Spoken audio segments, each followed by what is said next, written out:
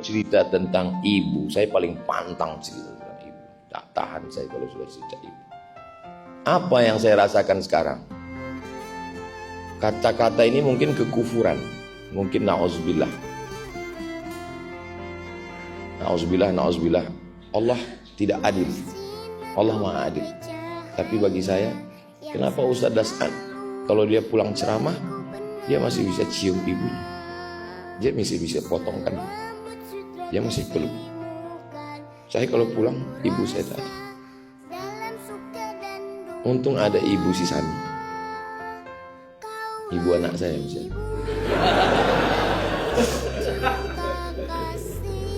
Ustadz Das'an ibunya masih ada, dia bangunkan masjid. Ibunya bisa sholat di sini. Ibunya bisa melihat lampu Masjid Nabawi. Ibunya bisa senang sholat di tempat yang sejuk, karpetnya bagus. Ibu saya tidak sempat. Saya semalam dikasih cincin oleh Ikatan Cendekiawan Alumni Timur Tengah. 2 cincin saya pakai. Biasanya saya kalau dapat cincin, saya pulang, saya buka itu, saya pasangkan ke tangan ibu. Dia akan senang sekali.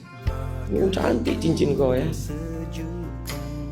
Tapi sekarang kemana saya pasangkan? Semua cincin-cincin saya itu pernah dipasang di tangannya, dipasangnya senang hati saya. Selalu dalam hati itu berkalau. Kalaulah dulu ku bawa ke Makassar, kalau dulu ku bawa jalan-jalan ke Brunei, kalau dulu ku bawa. Tak bisa. Risau hati tak tahu kemana dialamatkan. Ya salah Ustadz sendiri. Waktu hidupnya kenapa tidak Ustadz bahagiakan? Saya bahagiakan. Aku mau setiap Ramadan pulang ziarah ke makam ayah ibuku, kata beliau. Aku tidak bisa numpang di rumah saudaraku. Berapa kalau buat rumah, Mak? Ya 50 juta cukuplah, kata dia. Dalam pikiran saya, gimana rumah 50 juta? Beli tanah, pasang dinding, pasang tiang, pasang etap, begitu begini, begono. Selesai 250-300, jadi rumah.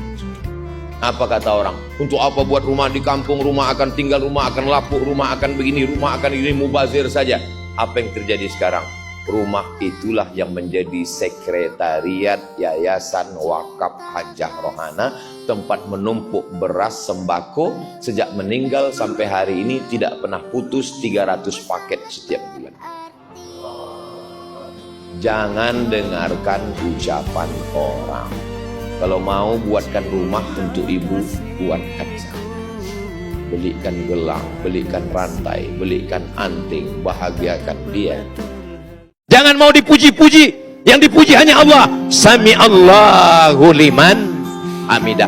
Berat hidupmu, serahkan pada Allah. Inna sholati wa nusuki wa mahyaya wa mamati lillah. Kenapa orang sholat tapi hidupnya tetap berat? Karena dia hanya menghafal dan tidak pernah merenungkan maknanya. Nggak ingat dia. Iftitah, Fatihah, ayat, satu nafas.